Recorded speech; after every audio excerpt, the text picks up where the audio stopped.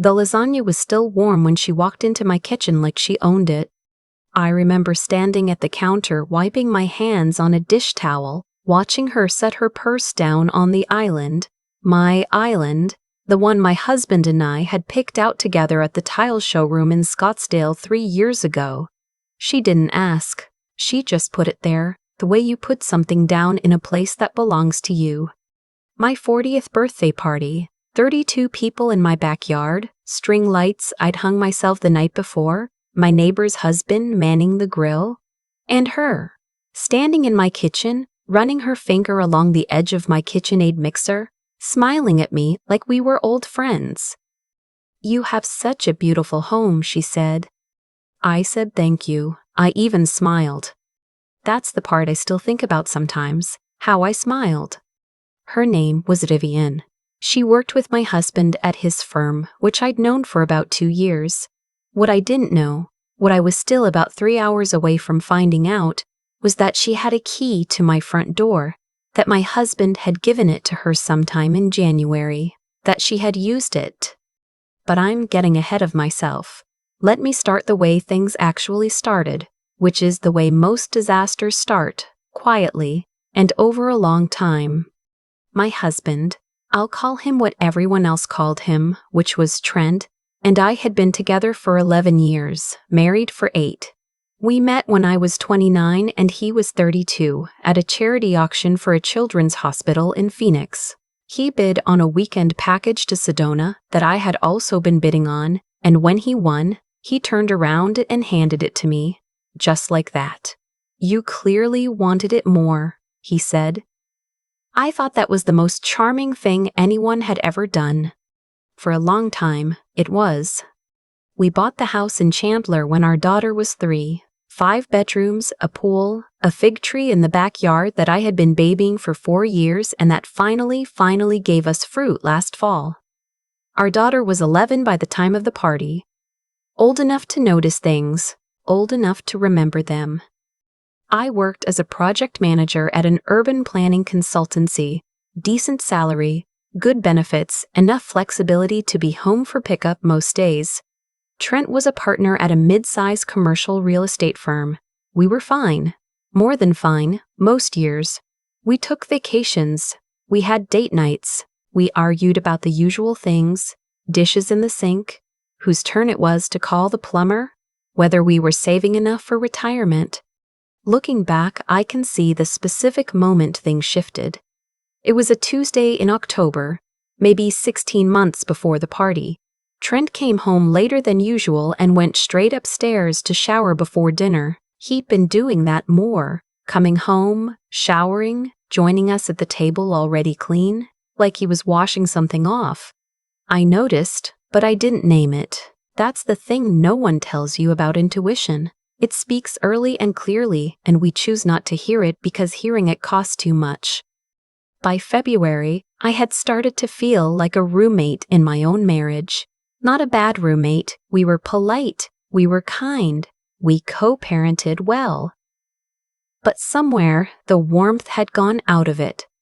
The way a fire goes out if you don't tend it. I suggested couples counseling. Trent said we didn't need it. Things were fine. I was overthinking. I let it go. I wish I hadn't. I found out about Vivienne the way a lot of women find out, by accident. It was a Wednesday morning in March. Trent had already left for work. I was looking for the car insurance card. Ours had expired and I needed the new one from his email because he handled all that. And I had his password because we'd shared everything for years. The joint account, the Netflix, all of it. I wasn't snooping. I want to be clear about that. Not because I owe anyone an explanation, but because it matters to me personally. I was not looking for anything except a PDF from our insurance provider. What I found instead was a thread of emails going back 8 months. The subject line on the most recent one was Saturday. It was 2 sentences. "I've been thinking about you all week. Can't wait to see you." I closed the laptop. I sat at the kitchen table for a long time. Outside, my daughter's school bus pulled away from the corner. I didn't confront him that day. I didn't confront him that week. What I did instead was call my attorney, a woman I'd been referred to by a colleague who'd gone through her own divorce 2 years prior, and I made an appointment.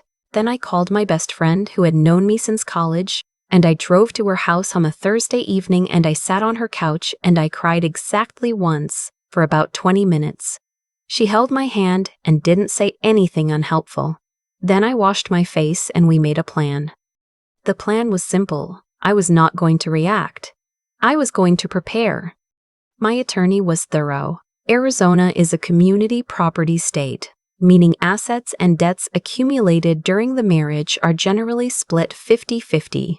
We had the house, 2 cars, a joint investment account, Trent's profit sharing through the firm, and my own 401k. She walked me through all of it. She told me to start documenting, not just the affair, though that had limited bearing on asset division in Arizona, but financials, statements, account balances, any large transfers or withdrawals.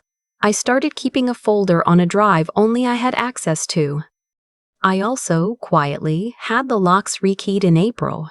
I told Trent the original key had been sticking and the locksmith had recommended it. He accepted this without question, which should have been a sign in itself.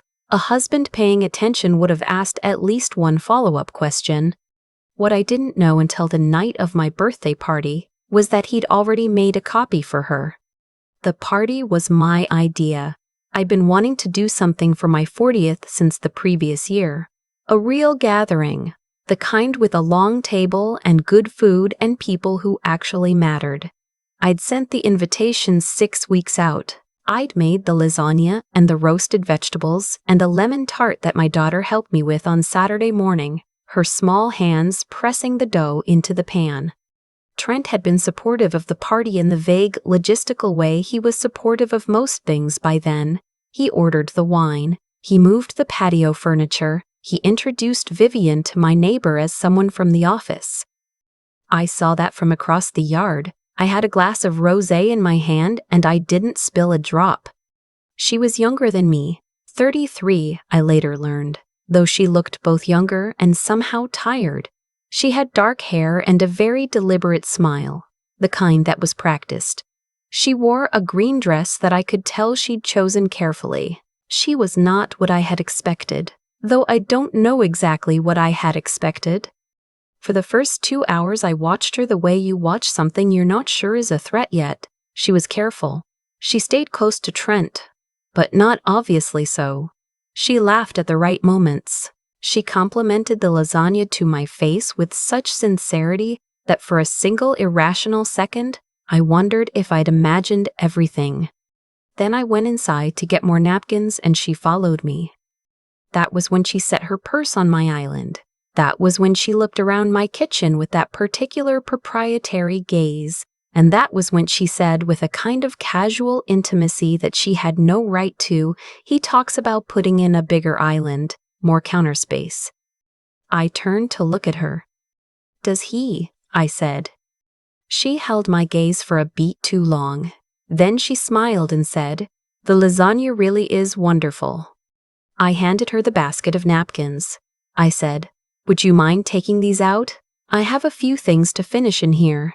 And she took them, and she left, and I stood at my own kitchen counter and breathed through my nose until my hands stopped shaking. 20 minutes later, I slipped inside and went upstairs to the home office. I wasn't sure what I was looking for. Evidence of the specific conversation she'd referenced maybe, or something that would tell me how far along whatever this was had gotten. I sat down at Trent's desk and opened the laptop. He'd left it unlocked. Careless, or maybe just comfortable. People get comfortable when they think they've managed the situation. What I found was a thread in his personal email, different from the work account I'd found in March. This one went back almost 2 years. There were photos. There were plans. A weekend in Tucson he'd told me was a work conference. There was an email from 4 months ago in which he described in specific detail how he intended for things to go after he spoke to me. The word he used for what he was planning was transition.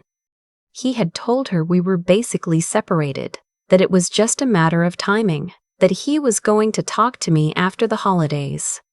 He had not talked to me after the holidays.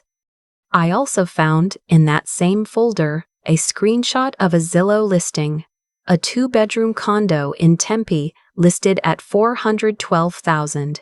Saved 2 months ago. Not the kind of place you'd save for yourself, at his income level, the kind of place you'd save for someone you were planning to set up. I sat with that for a moment. Then I took photos of everything with my phone, sent them to a folder my attorney and I had already set up, and went back downstairs to my party. Trent was at the grill, laughing at something my neighbor had said. Our daughter was doing cartwheels on the grass. The string lights made everything golden. For a moment, it looked like exactly the kind of life you'd fight to keep.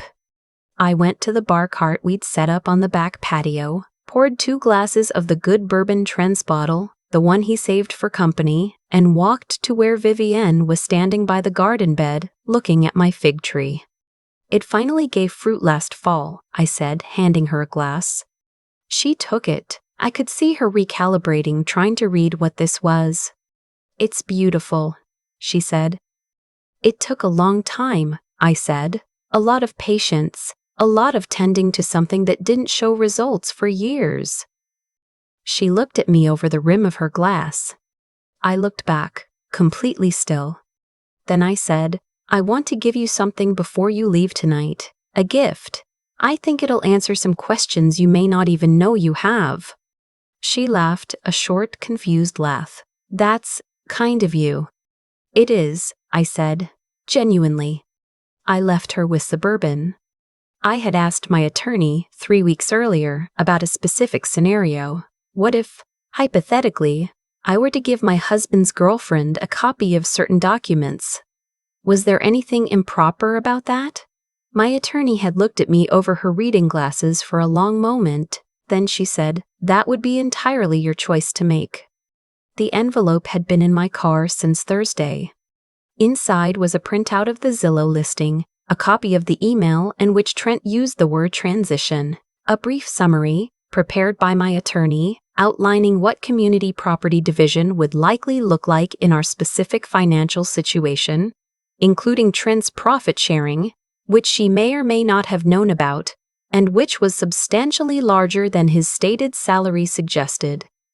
Also inside, a copy of his credit card statement from the previous February, which showed a jewelry purchase at a store in Scottsdale for $840.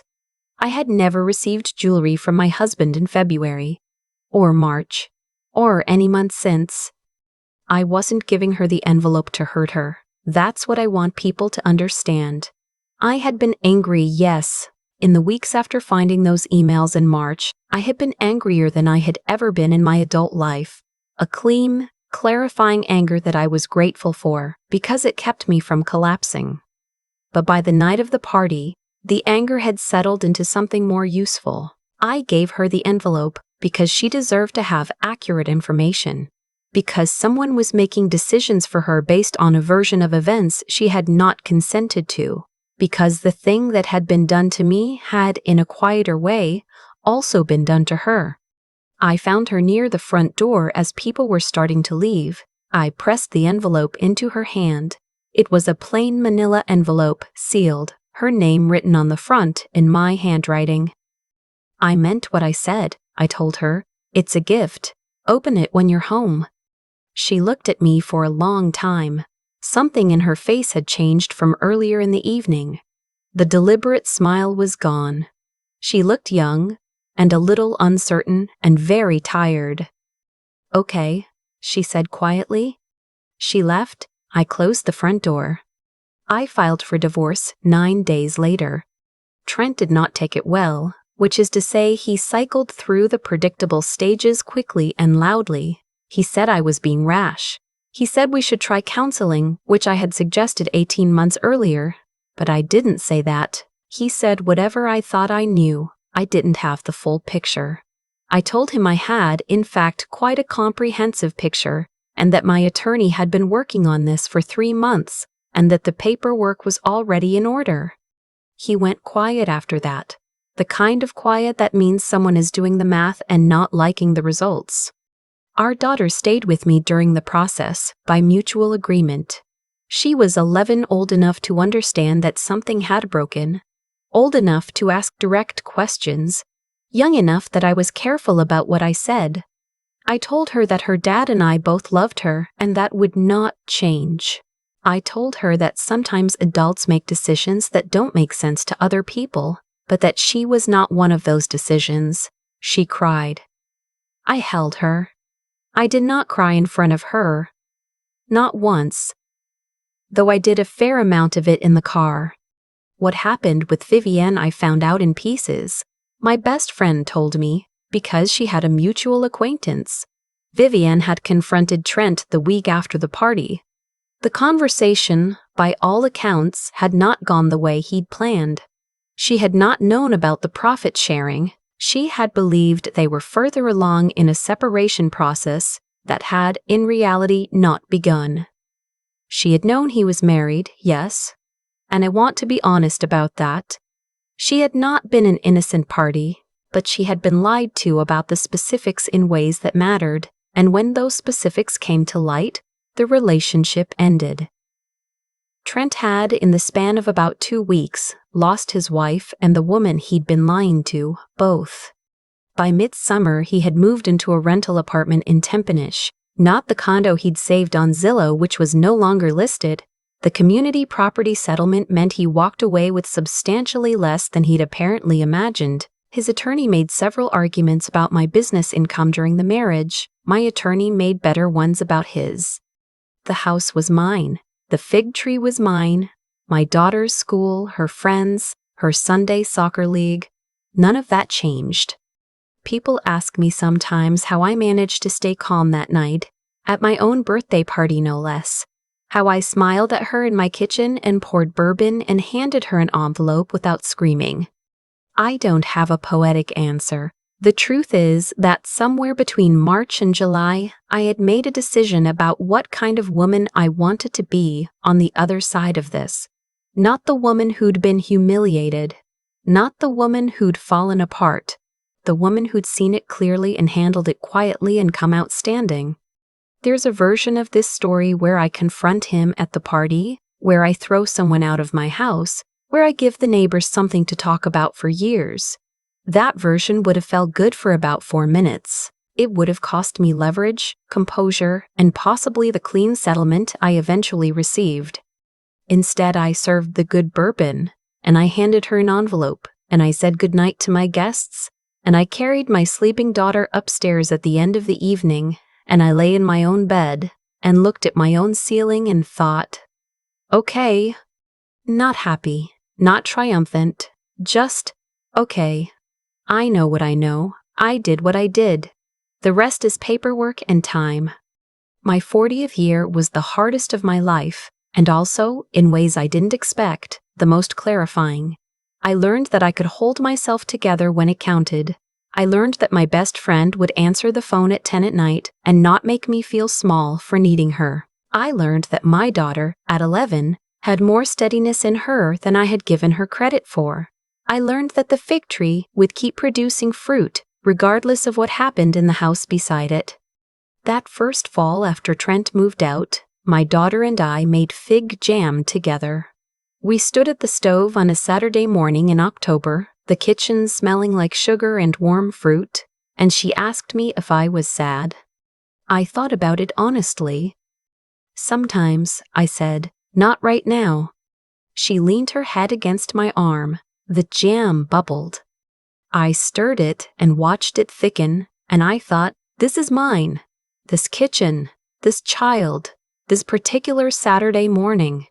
All of it mine. That was enough. That was more than enough. I used to think that holding yourself together in a crisis was just stubbornness, a refusal to feel things. I know now it's something different.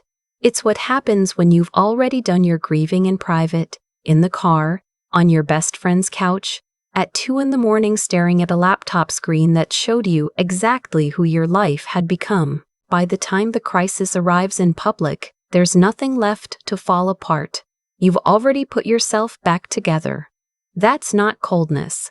That's what doing the work actually looks like. What I did in those months between finding Trent's emails and filing the paperwork wasn't revenge. It was a decision. A deliberate, clear-eyed decision about what I owed myself. And, honestly, what I owed the truth.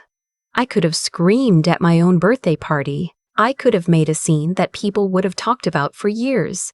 But I'd asked myself, sitting at that kitchen table in March with the laptop closed in front of me, what do I actually want to walk away with?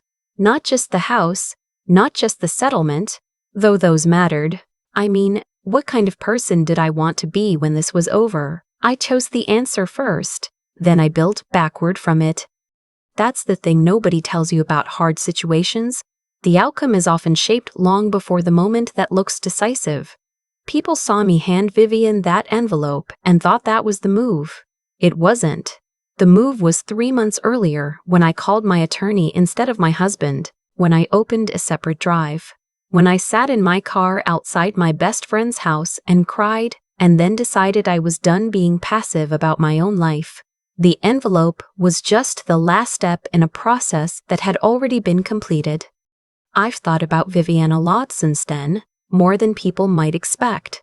She made choices I wouldn't have made, yes, but she was also given a false version of reality and made decisions based on it. That's worth something. Not forgiveness exactly, not yet, but a kind of understanding. The envelope wasn't a weapon. It was information. Information she had every right to have, even if nobody had intended to give it to her. I think about what I would have wanted in her position, and the answer is simple. The truth, as early as possible, from anyone who had it. My daughter is 12 now. She's starting to ask the kinds of questions 12-year-olds ask, about fairness, about why people do what they do, about whether things work out the way they're supposed to. I don't have clean answers for her. What I try to show her instead of tell her is this: you can be honest without being cruel. You can be strategic without losing your integrity. You can fall completely apart and still come back to yourself, still come back better, if you're willing to do the work with clear eyes instead of a closed heart. The fig tree gave us 3 pounds of fruit this fall. My daughter and I made jam again, same October Saturday, same kitchen. Same smell of sugar and warm fruit on the stove. She's taller now. She stirred it herself this time. I watched her and thought about everything that kitchen had held in the past 2 years. The grief, the planning, the very specific silence of a marriage ending quietly. And I thought about how none of that had broken the room. It was still just a kitchen. Still mine. Still ours. Whatever comes next, I know how to prepare for it. I know how to feel the fear and think clearly anyway. I know how to tend something patiently until it gives fruit. Those aren't small things. Those are, I've come to believe, most of what actually matters.